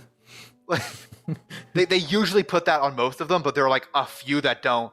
And a lot of the time when Yeah. they don't set that on there, it ends up breaking stuff. So that they've started putting that on most of them. Oh, okay. Well, that makes sense. Okay, we're going to the next one. I think this is the last one. This one is Thalia, Guardian of Thraben. It costs 1 of any plus 1 white mana. We haven't seen any white ones. And I think one of the first couple were. Is this like, did they change the marker on this? Yeah, It looks they changed different. the white mana symbol. Like that was a really long time ago, though. This one says 2021 though. Yeah, like, it's been the same for like decades, but like I think after like the first 5 years, they changed the white mana symbol. Oh, okay. So let's see. Legendary creature, humanoid soldier for only 2 mana. Ooh, this is probably going to be a good card. First strike. Non-creature spells cost 1 more to cast. What's first strike? First strike is if it's blocked or blocking a creature, it'll do damage before they do. So let's say if this is like being blocked by someone with 2 toughness, it'll hit it, and then that creature will die before it deals damage to it. So it just makes it better at combat. Okay. And then non-creature spells cost 1 more to cast. Huh. So a floodgate on pretty much everything except for creatures. 1 more. Okay, so It is symmetrical. 1 more of any mana to cast. That seems like an excellent floodgate effect. Because I'd assume most of your strategies are based around casting spells at mana cost. And just adding 1 more on top of that is just going to kind of screw over all your strategies. So, I'm going to say this is an excellent floodgate card. That's why it's a legendary creature. Is that the consensus? Oh yeah, this card's very good. It's extremely powerful. Like this is one of the reasons why you like want to play like a white beatdown deck because it like just putting your opponent 1 turn behind is extremely good. Like if they're on any type of combo deck, this just sets them back 1 turn because they're probably doing. If most combo decks rely on non-creature spells, so getting I guess extra turn to try and kill them is really strong. It I also, didn't think of that. Yeah, it puts them back 1 turn. Also, like, here's the thing. If you play this on turn 2, and, like, let's say they have a Fatal Push to kill it, they have to spend 2 mana on it now. And so that's, like, now their entire turn, right? So even if they just remove it, like, you make them pay more mana for it, which is also good. So it's good from a lot of angles. I gotcha. So this one was solid. Fair creature, strong enough to see play. Spawned a literal entire deck type. A good comparison to this card is Denko Sekka and Yu-Gi-Oh! Oh, Denko Sekka is really good. I see. Anti-spell frequency. Yeah, it seems like an excellent floodgate type card. Oh no, there's 2 more. I forgot. I started at Blood Moon. Okay, next one. We have Bazaar of Baghdad. This is a land card, which has an effect to draw 2 cards, then discard 3. Does this mean this is a land? It doesn't grant any land, right? It doesn't tap for mana. No. Okay, so you basically... And you can only play 1 land per turn, correct? Yes. Okay, so you play this card from your hand as a land instead of a land, but then you can use its card for free once per turn to draw 2 cards and then discard 3.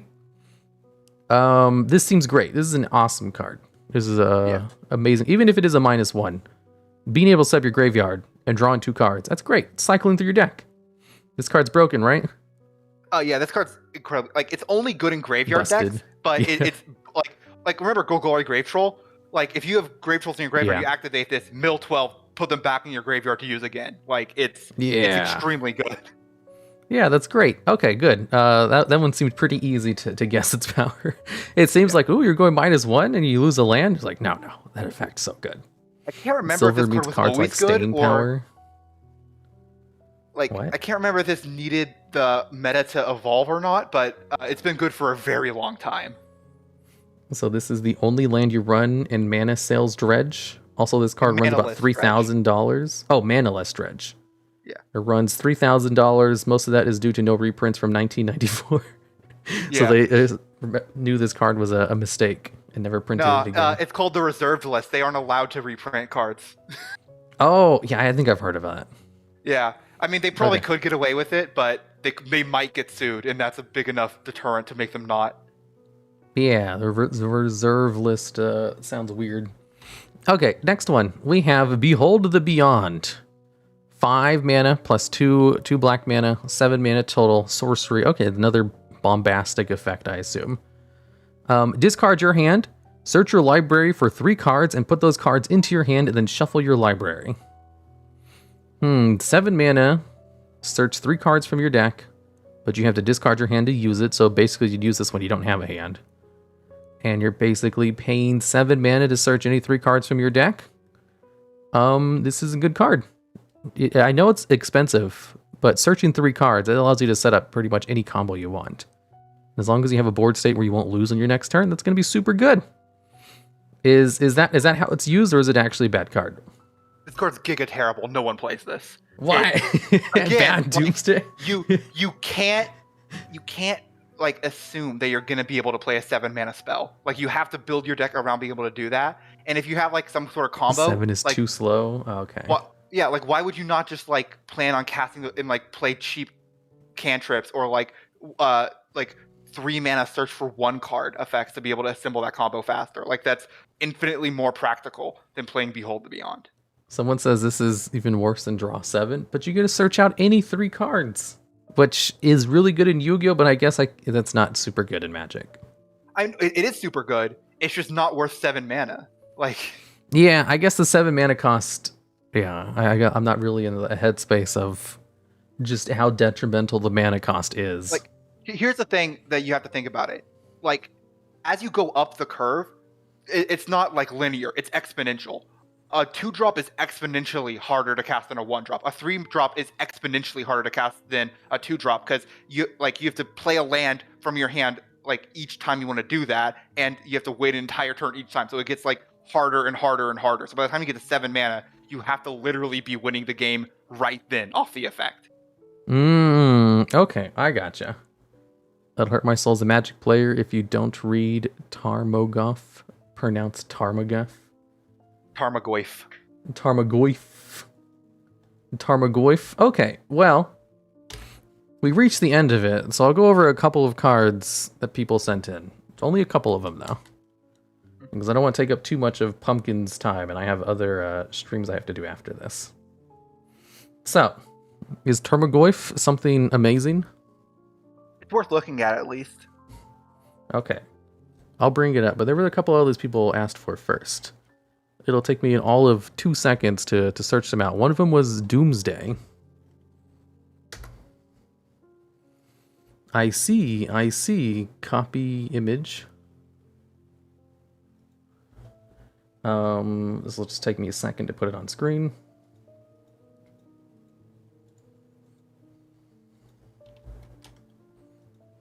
Okay. So, Doomsday. This is one someone asked me to look at, so I'm going to assume this card is either really good or really bad.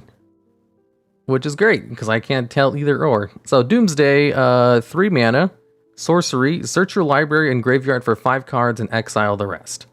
Put the chosen cards on top of your library in any order, you lose half your life, rounded up.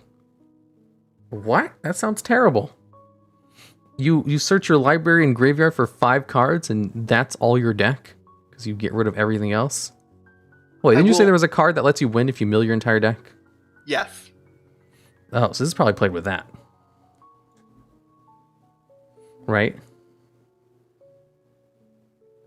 Yeah. Okay. So it's probably good in that one deck and bad in everything else, I'm going to assume. Like, people build decks around Doomsday because it's a really consistent way to, like, set up a combo game. And just, like, win immediedely. Really? Yeah. But it just stacks your deck. Protein Hulk is a fun one.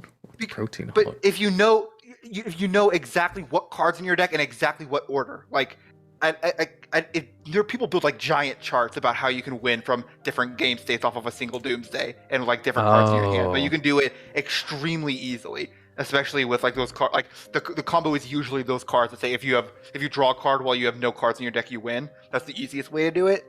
But like Yeah. it's extremely versatile. It like this basically searches out 5 cards for you. This tutors for 5 cards basically. Like because you have access to them, you have access to them in exactly the order you want them. Oh, yeah, I guess you do get to stack them however you want. I see. Yeah, I can see the potential of this because, like, you know, in Yu-Gi-Oh, this would probably be really good too, but only because Yu-Gi-Oh has an extra deck. I'm not really sure about Magic's game state, but I guess it would be useful there too. Okay, yeah, this one's definitely a confusing card. I can see why they want to look at it, because like, there's no way I'd be able to guess that. Next up, we have Arcoma, Angel of Wrath. Cost 5 of any, plus 3 whites. Legendary creature, Angel. Legendaries have all been good so far. Flying, first strike, vigilance, trample, haste, protection from black and from red. What? Wait, so protection, does that mean any black or red cards? Because like the background are just, it's immune to those effects? It protection does very specific. They can't be blocked, dealt damage, targeted, or enchanted by, basically. Oh, okay, so it's not immune, but it's just like a lot of things don't work on it. Like you can't target it, so it's immune to targeted effects. They can't be dealt damage, so like there are cards. Yeah, that, but like deal... this, I saw a non-targeting destruction card earlier, so I'm gonna assume that exists in the game. Yeah, and that okay. it doesn't stop those, but it does stop non-targeting damage. So that's good at least. I see. Rekindling Phoenix is one of the biggest planes I've seen in the game so far. Illusion of Grandeur is a must card. We might be able to look at some more after these couples. So first up, we have this one right here. So it has protection from 2 entire types of cards. And it also has a whole bunch of other effects. And it can also attack immediately on the turn. This kind of reminds me of like Alakir. With all of those effects, this is definitely a good card, right? It's okay. It's okay. It's been incredibly power creep. Like, there's no reason to play this, but before cards like Grizzlebland or Emrakul existed, this was a fine thing to like cheat into play to try and kill your opponent with. I think there were some ones that were like slightly better because like some of them had lifelink and it could gain you life, and that was good because it made you harder to kill. Which if you're treating one big thing into play, that's something you care about a lot. But like this can attack and then block the next turn. It's really hard to block because it has flying, trample, first strike, and it has protection from 2 colors, so black and red creatures can't block it. It kills your opponent fast because it has 6 power. Like it's respectable, but it's not useful anymore because the game has just kind of gone beyond it. Oh, someone says this used to be the premier Monster Reborn target. I believe that's true. I'm not up to date on my history, but I've heard that that's correct. Okay. Yeah, before the other one, which lets you draw 7 for just paying 7 life. Yeah, that one sounds amazing. Okay. Let's go on to the next one. The next one is Amiria of the Sky Ruin. Hopefully they spelled... Oh, here we go.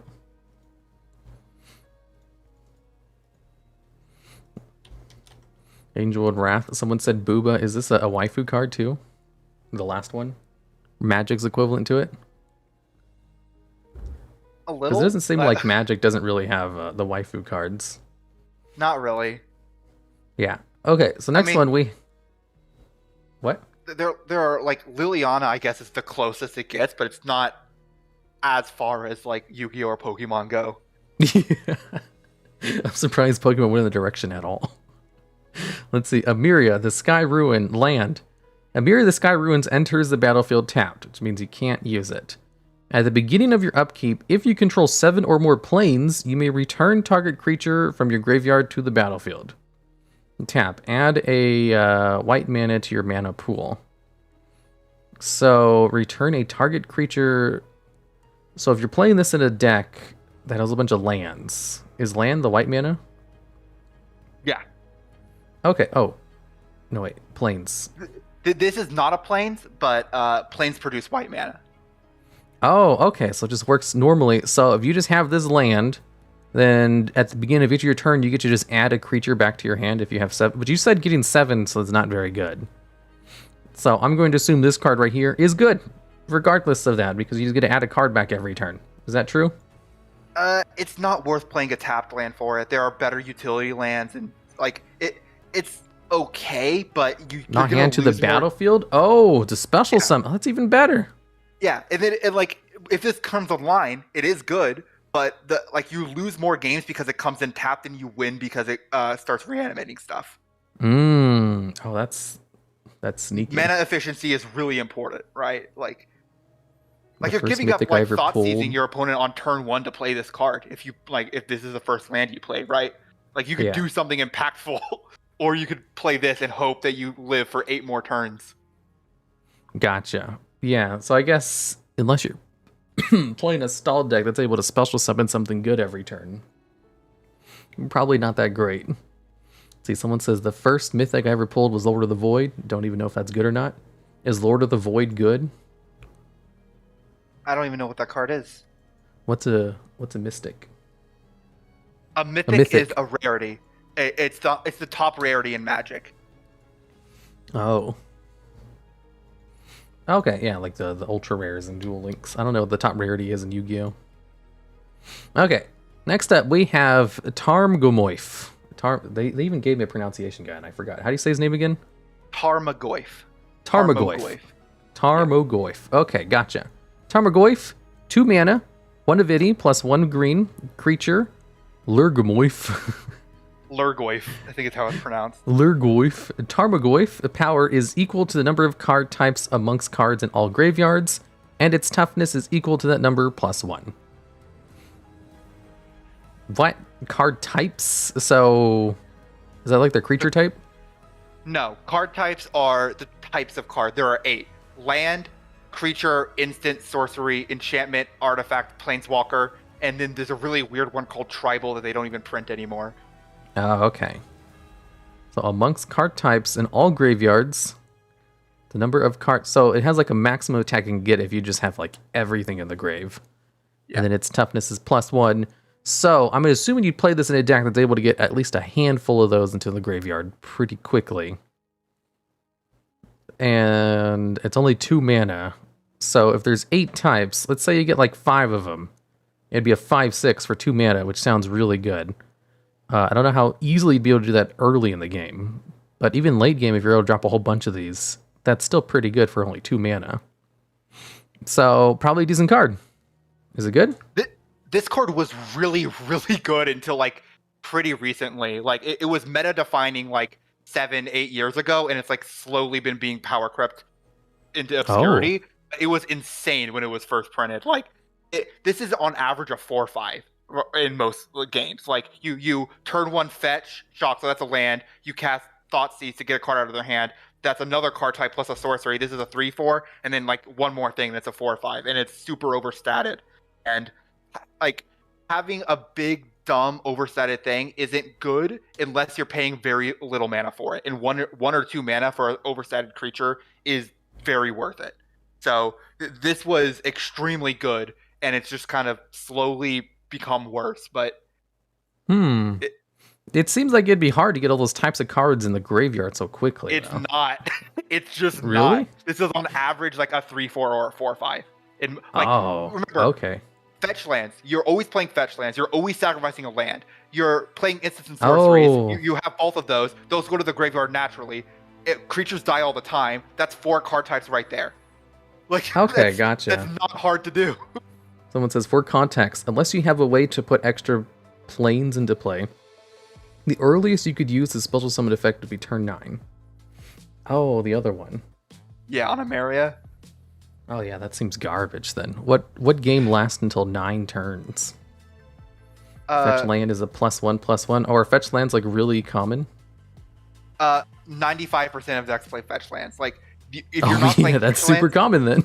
Yeah, if you're not playing fetch lands, it's because you're playing a deck that specifically punishes people playing fetch lands. And it's a symmetrical effect, and you don't want to punish yourself. Gotcha. Let's go on to the next one. The next one is called Protein Hulk. Oh, this card's ugly. Let's see. 5 of any mana plus 2 lands, 2 green energy, 2 green manas. Creature Beast. When Protein Hulk dies, search your library for any number of creature cards with total converted mana of 6 or less, and put them into the battlefield, then shuffle your library. Wait, what? When he dies, search your library for any number of creatures, as long as they cost 6 or less mana, and then put them into the battlefield and shuffle your library? Yeah, it floats into any number of creatures that add up to a total of 6 mana. This is broke. Especially since it doesn't matter how it dies from the way it's worded, so you can just destroy it yourself. Even though it costs 7 mana, though, you've been saying no, that's good. I don't even care if this costs 7 mana. That's 6 cards potentially. I've said that like if you're playing a 7 mana card, it has to win you the game instantly. This does. Yeah. Like as soon as it dies, you win. Like you just combo off and kill your opponent instantly. I can't even go over the number of like instant kill your opponent lines off of a single Protein Hulk death. And you can like it searches any cards, any monsters. That's crazy. Yeah, and like it's not even that it searches like any one card. It searches any number of them. Like you can get like 3 or 4 cards, and like it's not hard to find an infinite combo off of that. Especially because there are cards that like there's like a 5 mana creature that when it comes in just reanimates something else. So you can like get a 1 mana like Carrion Feeder, that card you saw that you can sacrifice creatures. So you get that. Get the 1 mana thing that sacrifices it, get your Hulk back, sacrifice it again, get a card that like, there's a card that like lets your creatures like float into reanimating themselves once, get that, like flicker it, get the Hulk back, do it again, like it's crazy. Like it's just so much. And you could get this out for like, you could cheat this onto the battlefield and kill it. You can just cheat really it out quickly. Like there's this card called Flash, which is worded really weirdly. It's a very old card, but what it did is you pay 2 mana and you put a card from your hand onto the battlefield, creature, and then you have to pay its mana cost -2 or it died. And so you just pay the 2, put this in, and let it die, and then you just win. Like that's so good. Yeah, the thing about this crazy. card is the fact that it's any cards and it doesn't specify like different types. It was like, yeah, that'd be great. Yeah. Also in Magic, like you don't miss timing. That doesn't happen. Like, oh, that's so nice.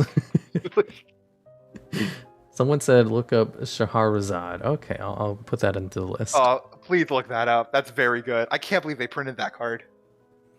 Okay, let's see. Copy image link. So the next one is it didn't show up. Here we go. Illusions of Grandeur. Wow, this one looks old. 2007. That's not that old. Let's see, 3 mana plus 1 blue enchantment. So this is like the continuous spell. Cumulative upkeep 2, so you have to pay 2 mana to keep it on the board every turn.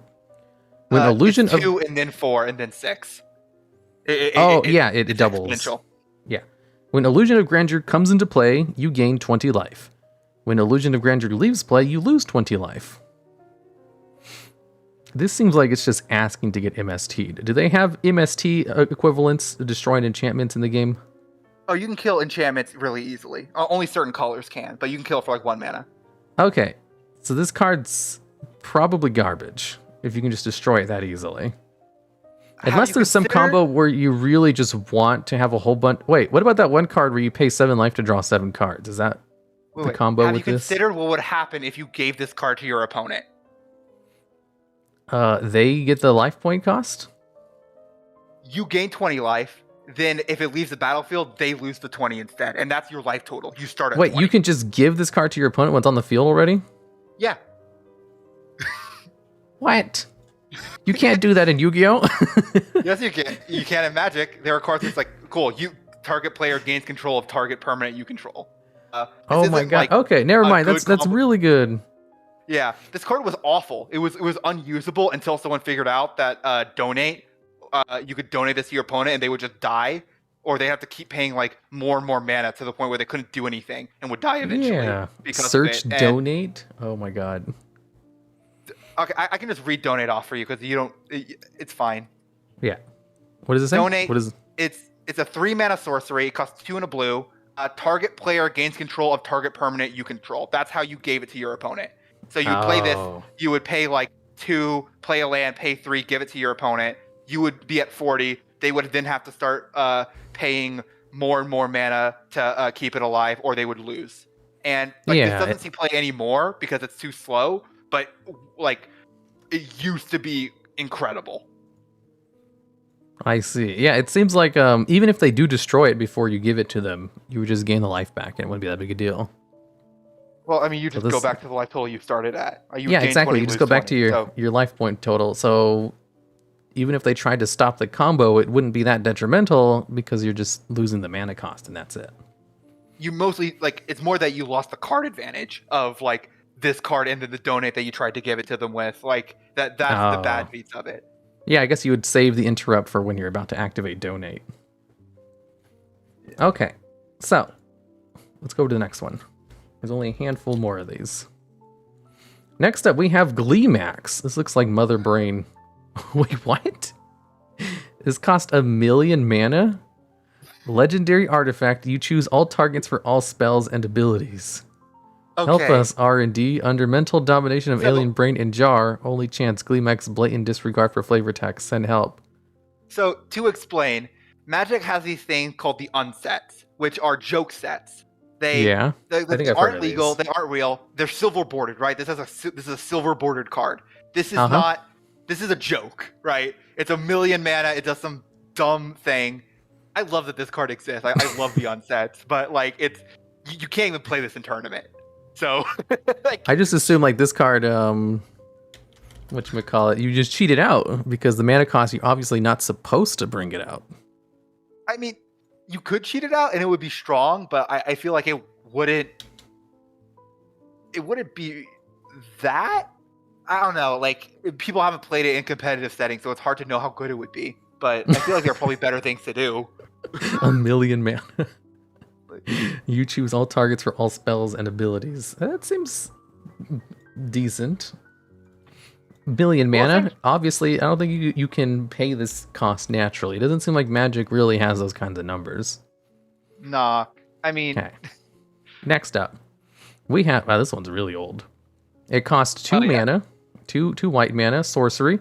Players must leave game in progress as it is and use the cards left in their libraries as. Can I interrupt you? This card is so old that like the text that's written on it is like clunky and bad, like it was in old Yu-Gi-Oh. It's probably Yeah, better like old Yu-Gi-Oh text. Excellent. Let's do you make it wanna read easier this to way? read. Or do you is want to it- get the updated text? They have an updated text version? Yeah, they update all the text of all Magic cards. Well, if you have one, sure. I can just copy it and send it to you. Yeah, just send to me on Discord. The players must leave the game in progress as it is and use the cards left in their libraries as decks with which to play a sub-game of Magic. When the sub-game is over, players shuffle these cards. Yeah, I think I'll just wait. I'm already confused. And there's the text. Wow, that's much shorter. Okay, so the text he sent says, players play a Magic subgame using their libraries as their deck. Each player who doesn't win the subgame loses half their life, rounded up. Wow, that's much shorter than this. When the subgame is over, players shuffle those cards, return them to libraries, resume game in progress, with any loser of subgame having his or her remaining life points rounded down. Effects that prevent damage may not be used to counter this loss of life. The subgame has no ante. Using less than 40 cards may be necessary. Ante. Ooh, ante. That's a... They had an ante system in Magic? Yeah, they had to stop doing it because it went against gambling laws. Yeah, that's a terrible system. Also, players That's like the didn't system play they with had in the ante Yu-Gi-Oh because anime. They didn't want to. Yeah, okay, so what I'm gleaming from this is when you play this card, you basically take your decks, you and your opponent take your deck, and you like would move to like a different play field, and then you would play a full game of Magic, you know, from conclusion, start to finish, and then whoever won that game won the effect where your opponent's life points were just cut in half. And then you'd take the deck, shuffle it, put it back into the normal game you were doing, and then play it again like normal. Is that correct? Yeah, that's how it works. That is incredibly convoluted. What the hell? Yeah, this card is banned in every format, not because it's too good, but because they just don't want people to play this card. This Seems like it would we're waste not so doing much this. time.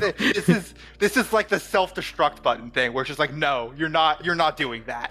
Like, So it's banned because of degenerate play, not because it's good. Yeah, and also, someone asked this in chat. Yes, you can play a Shahrazad sub-game within a Shahrazad sub-game. Oh my god, that's... You can get, because you have 4 copies, if both players do it, you can get like 8 sub-games deep, theoretically. Fiber Jar? No, Fiber Jar is actually good, though.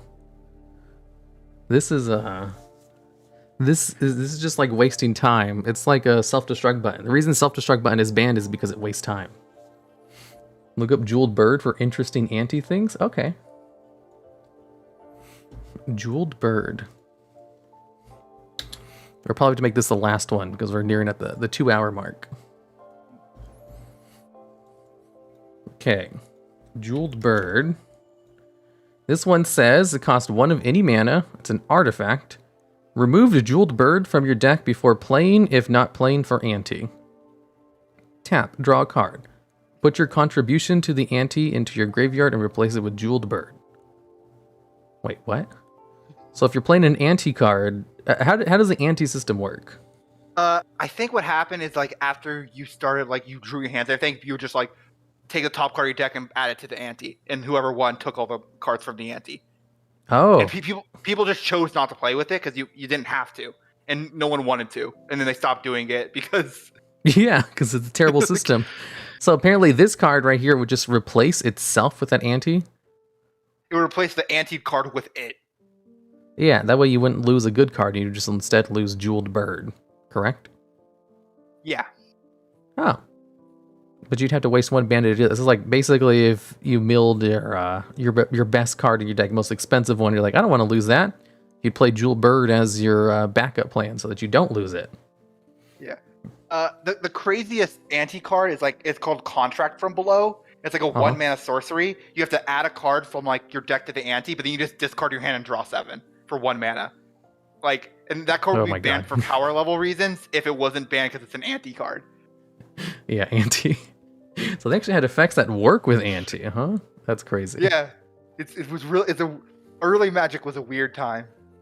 Yeah, that sounds crazier than early Yu-Gi-Oh. Early Yu-Gi-Oh wasn't that crazy. It's just summon skull beat down.